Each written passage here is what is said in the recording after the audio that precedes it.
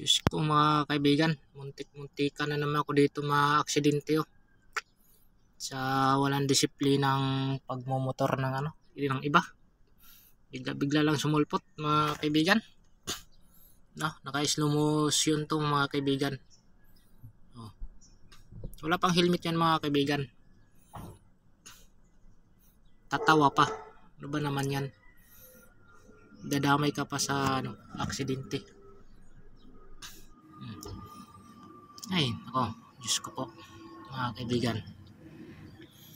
So, nasa stoplight na tayo mga kaibigan. Pauwi na tayo sa atin.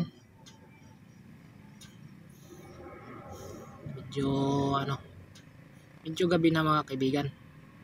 Pero ayos lang. Ano lang tayo. Takbong pogi lang. Takbong pogi lang tayo mga kaibigan. Parang makarating tayo ng matiwasay sa ating paroroonan. Ganun lang kasimple yun kaibigan. Pakaliwa na tayo. Oops, anak ng talaga anak ng kabayo talaga walang disiplina sa sarili talaga. Dadamay pa ako mga kaibigan. Ano ba naman yan? Nakakainit ng ulo. Yung mga ganong wala pang helmet yun mga kaibigan. Hindi pa nag-helmet. Natatawa pa. Adik ata yun. Ano ba naman yung mga taong ganyan mga kaibigan? Walang disiplina sa sarili. Bata pa mga kaibigan. Wala pang yun. Wala pang lisensya yun. Pati wala nga rehistro siguro motor nun. Wala pang ilaw. Ano ba naman yan? Sige mga kaibigan. Nakakainit ng ulo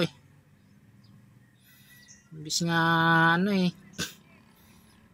idadamay ka pa sa pauwi ka na nga lang idadamay ka pa na ma-aksidente ka pa ng wala sa panahon.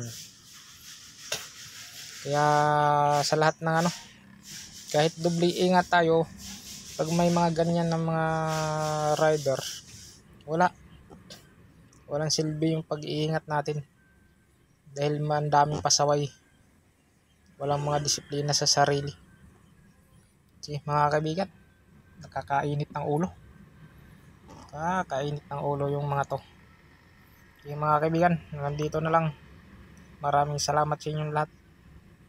Naway nasa maganda tayong kalagayan at walang masamang mangyayari sa atin sa ating pagbibiyahe.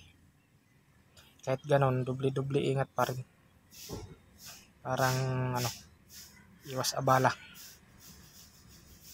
iwas aksidente mga kaibigan. Sige mga kaibigan, magandang gabi sa atin lahat at naway nasa mabuti tayong kalagayan.